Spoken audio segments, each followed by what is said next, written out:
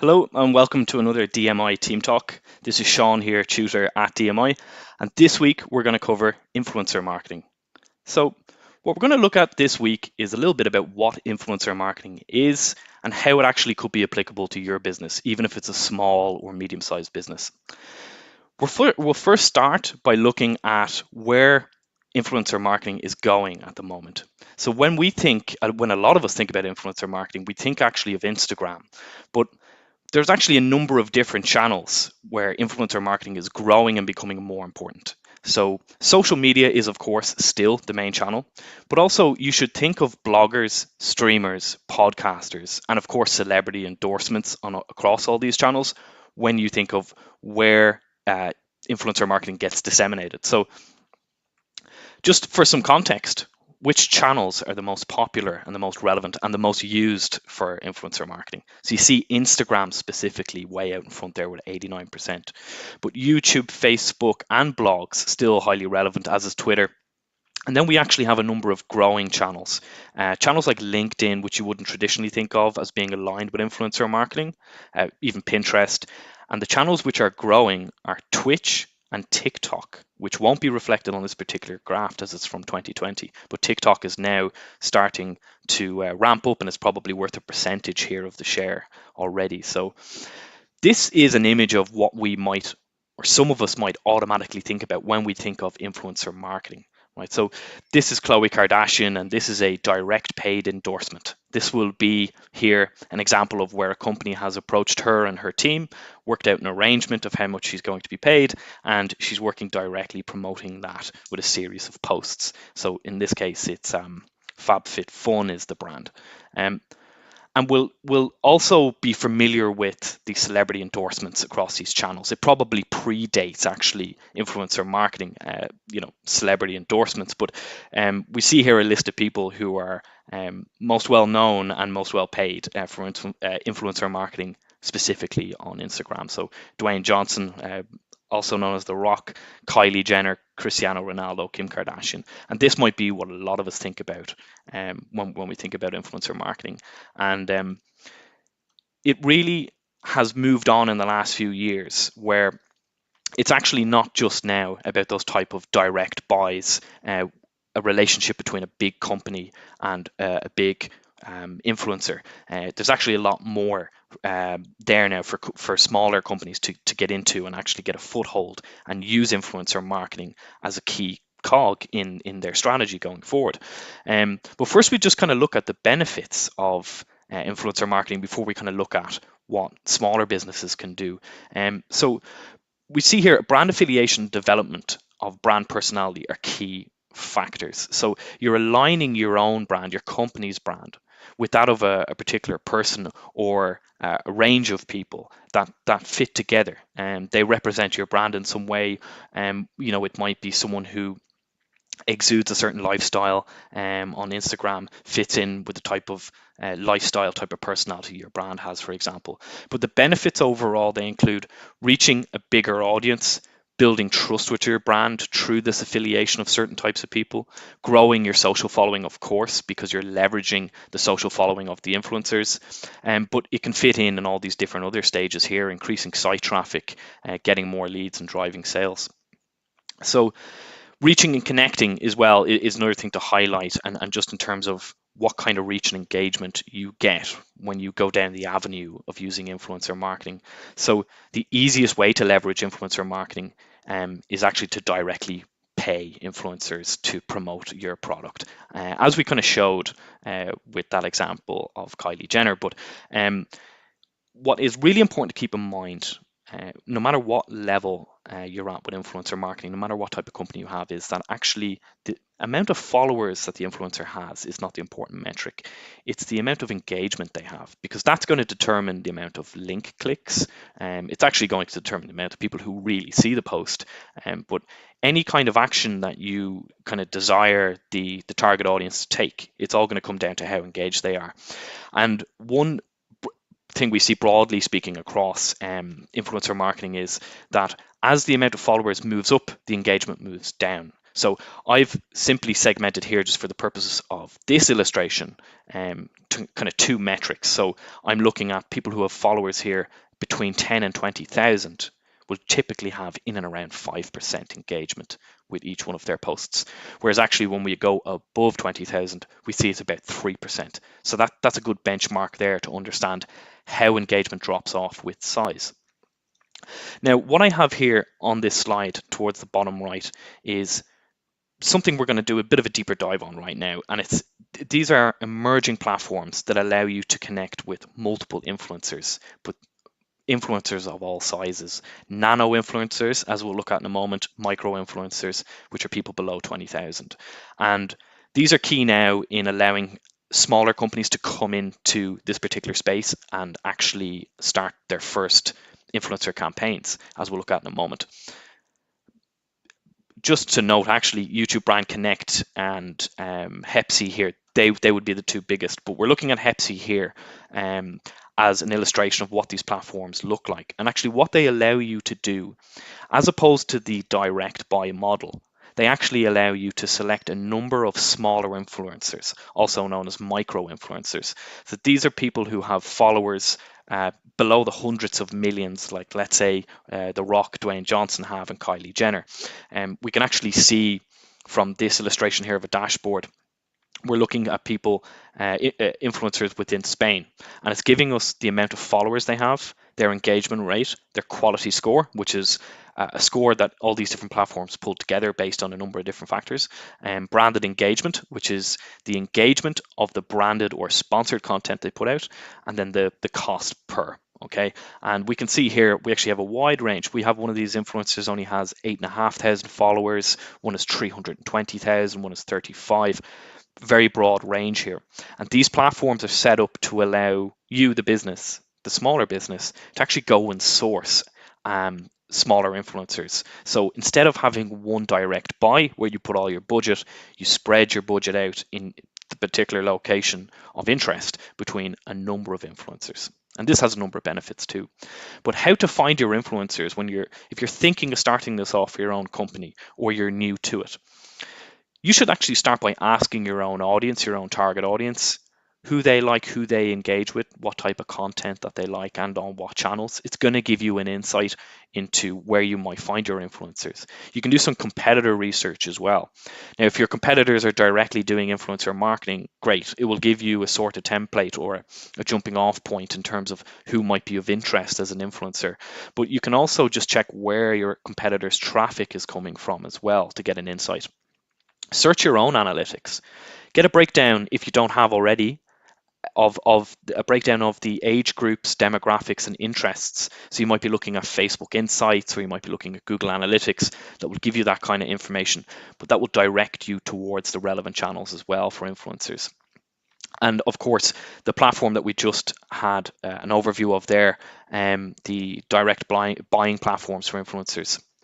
Here's some more to check and to research. Heepsy, Bazaar Voice, Tribe Dynamics, and Tracker. There's some of the other big ones there as well as Heepsy. Here is a bit of a template if you're starting out to do research and you're looking for influencers. It's very, very simple, but you want to be capturing the name and the niche of the influencer. That is what type of content they put out and who's generally engaging with it. The size of the fan base, the social media channels they operate on, strong points, and weak points for some notes, contact information if you can get it directly, and any other observations, like let's say for example they tend to use a lot of video as opposed to still images. That might be something that works for your particular brand or brand communication, if they're funny or if they have quite a serious tone or whatever it might be. But just a very simple template to work off while you're researching. And these are actually tools here listed on this slide that will help you do further research. So these are not influencer buying platforms, but they're tools that will help you uncover influencers relevant to you. So Empowered, Group High, Cision, Follower Wonk, BuzzSumo, they all allow you to actually identify people who are tweeting about your company who are highly followed, or people who are tweeting about your category or industry who are highly followed. And then at that point, you could start to directly reach out to them or through the kind of relevant people to get in touch with them. In terms of targeting, it's important to understand that actually influencer targeting is becoming more sophisticated, and it's actually already sufficiently good, and almost on a par with other paid options. Broadly speaking, what you'll be doing in terms of targeting is selecting, as I said before, the relevant channel or content and matching it back to your brand and what makes sense.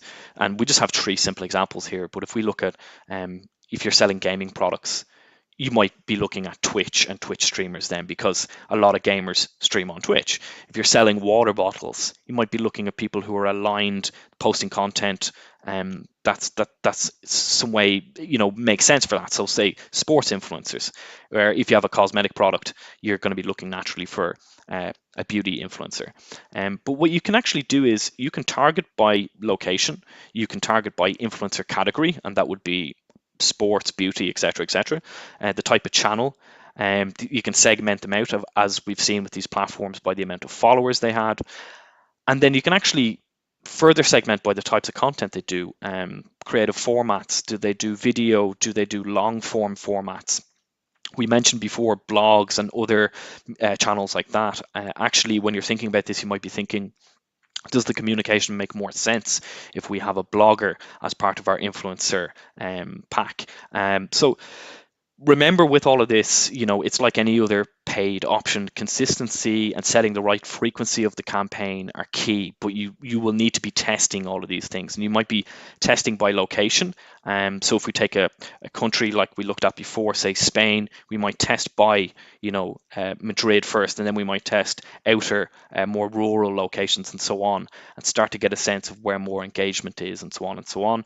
And then of course, with influencers themselves, test across categories. There are very similar categories, but at the same time there are subtle differences between, say, beauty and lifestyle, for example. So really nailing down which one drives the most followers and engagement for you is key. Some campaign tips overall, regardless of whether you're doing the big direct buys or the smaller buys through platforms. Your message should be unique, or as unique as you can make it. And this might involve working with the influencer. A lot of influencers really like to have a say in the type of content that they're about to put out, or they even like to almost take creative ownership of it.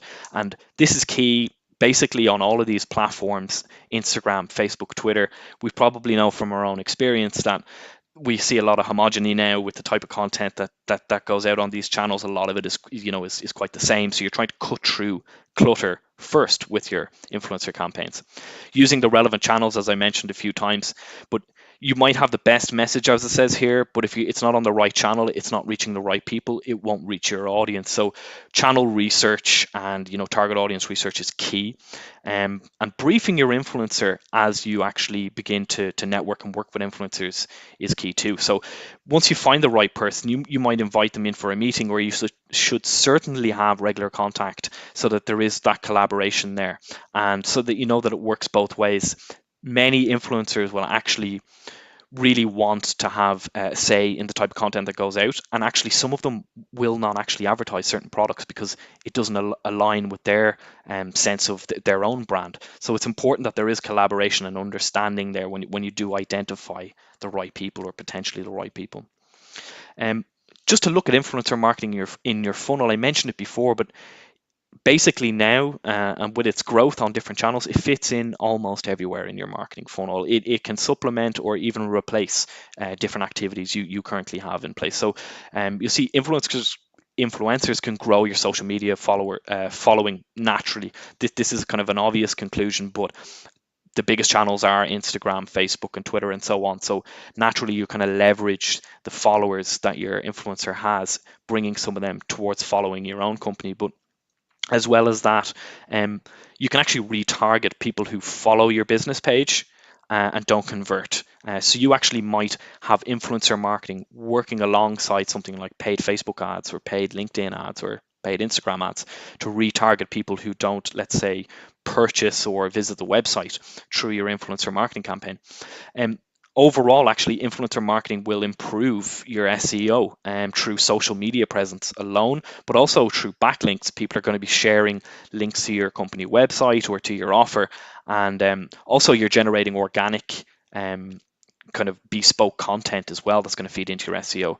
And Another thing that you can do quite well with influencer marketing is you can do special discounting per influencer, and this allows you to track with the use of discount codes who's coming from which influencers are actually having the most impact on the bottom line. You could also do this with tracking links for conversion campaigns as well, which would allow you to attribute it back to different influencers. Or if you're using one of these platforms, which we took a look at for nano influencers and micro influencers, a lot of these allow you to actually set up those links quite easily, and it will do all the tracking and reporting for you. In terms of budgeting and payment options, well, we said before, 89% say ROI from influencer marketing is comparable or better than other channels. So first of all, if you're trying to pitch this to someone in your own company or you own a business, bear in mind this potentially might not just be a nice new idea that's going to mix up your content. It actually could become your most profitable channel. It's possible. Depends on your business, depends on your industry. But 69% of marketers plan to spend more money on Instagram for influencer marketing this year, which gives another indication of where the industry is going in general. Instagram posts, Instagram stories, YouTube videos, and Instagram videos are the most used format. Keep that in mind in terms of when you're budgeting and you're trying to allocate budget per channel, per content format. And also keep in mind that influencer industry overall is going to grow to almost 10 billion this year. So it actually might be something you're missing out on already. And again, that goes back to competitor analysis and checking, who in your industry is doing what with influencers. It will give you an indication of if it could be very successful for you. When we're also looking at budgeting and payment and working out that side of it, you got to keep in mind how you pay influencers and how you calculate ROI. A lot of influencers, if it's on a direct buy or if you just have a small number of influencers, let's say 4 to 5, they'll all kind of work in similar ways, usually through their agent or through whatever team they have. They'll be looking for about $100 for every 10,000 followers they have, plus little extras that they might need. But if you think of someone with 30,000 followers who would be considered a small influencer or a micro influencer, they might be looking for about $300 per post. Where if you scale that up to a Kylie Jenner, actually that becomes quite a lot of money per post, and that's actually a benchmark. So you might find people looking for a lot more than that. But depending on the type of campaign and the type of content or the special rates, there might be a different way, a different number of ways that you might work with your influencer. It could be that you pay them in commission. That would be particularly attractive to a business working with an influencer. It's of more interest to the business because you're only paying when you actually convert. But you might have a free product for nano influencers, let's say, to incentivize them. You might actually offer them creative freedom as well, is another way to incentivize them. So as I mentioned, a lot of influencers are very protective about their own brand as a person and what they put out there. And if you allow them the creative freedom to actually come up with the content for your advertising campaign, they're going to feel a lot more comfortable with promoting your brand. Cash is in here as a bullet point, and most influencers do like to be paid directly and in cash, as opposed to the other kind of payment models there. But I would always try, if I was in the business's position, to try and move towards one of these commission or revenue sharing type models, particularly when you begin. We're looking here just at some engagement rates by platform and by type of influencer. I've mentioned it now a few times. We have nano influencers, micro influencers, medium influencers, they're called, between 100K and a million, and mega influencers, and that's where we're talking about celebrities and so on. But you can see engagement drops off massively as you scale up here. With the amount of followers, okay? And there's kind of a really key thing here to keep in mind. If you're a smaller company, you might not just benefit by using nano influencers because it allows you to have a lot of different influencers, and therefore you're kind of hedging your bets a little bit. If one doesn't particularly work out, it doesn't destroy your budget. But also you might actually see better engagement across the board for your spend, as opposed to a company that does approach a Cristiano Ronaldo with one big budget for a number of posts. And we can see this is the case across all platforms here, or the ones represented in this. So Instagram, YouTube, Facebook, and Twitter, all the engagement drops off here. And we actually see a significant engagement difference between the platforms. So you can see here YouTube for nano influencers and micro influencers is far more engaging than, say, Facebook. So that's worth keeping in mind, how important engagement is and how much bang you can get for your buck on all different kinds of budgets. When we look at measurement, it's actually not that different to most other channels in terms of how you measure an influencer campaign. You can simply do it with cost per mille or the impression cost. That's in terms of how you would judge how you would price it, and that was the previous slide there I referred to of 10,000 followers roughly costing about $100. So that's in terms of cost and measuring, but better brand perception is something that's harder to measure, and really you'll probably have to do qualitative research such as surveys or interviews or focus groups, and do some social listening to understand the effect that your influencer campaigns are having on the perception of your brand with your followers or people who are kind of within your target audience. But increased traffic and engagement is actually quite easy to measure. I refer to tracking codes. The platforms themselves will measure, but also you can actually request that the particular influencer pass you the stats from their own Instagram page so you can measure it. You can easily see the engagement per post, the amount of link clicks, the amount of impressions, and so on. So page views, daily visitors, likes, shares, comments, they all feed into ROI or measurement in some way. And as I mentioned before, tracking links and discount codes are actually really helpful for measurement. And it will even allow you to understand retention and repeat purchase in many ways. The growth of brand influencer partnerships. So a few key points here just to give you some context around growth. 70% of teenage YouTube subscribers trust influencers' opinions over traditional celebrities. 49% of consumers depend on influencer recommendations. That's when they're out researching and reviewing your product and service. And on average, businesses actually generate over $5 for every $1 invested in influencer marketing. And that is a growing figure. And that's part of the growth. It hadn't always been that attractive in terms of average ROI. Again, this is a point we've made, but it's worth driving it home. 89% of marketers say that ROI from influencer marketing is comparable or better to their other marketing channels. So again, a great reason to try it regardless of what industry you're in. And we refer to it, but we're looking at potentially hitting 15 billion in the influencer marketing space by next year. So it's going to be a massive chunk of the industry spent on digital media. If you're looking to learn a little bit more and understand about launching your first influencer campaigns, I'd encourage you to go over to the DMI resources tab within your library. There's a lot of insightful content there that's going to follow on from this and help you develop campaigns. One is the recent podcast with Andrew Young. Excellent podcast that gives a lot more insight into some of the key points I discussed today, particularly around micro influencers. We have a story about Team Trees and 2019's biggest influencer driven viral success. It's an interesting read, and it gives you a little bit more context about a specific company. But the webinar we also recently did with Neil Schaefer is quite interesting. So definitely check that out. And then also we have a bit of a case study about mom bloggers and them as influencers, and learning the secrets of them and how they leverage fans and drive engagement and so on. So that will give you an idea about content, aligning content with target audience and so on. But that basically concludes our influencer marketing presentation for today. I hope it has been insightful, and I hope to see you all again very soon. Thank you for attending. Take care.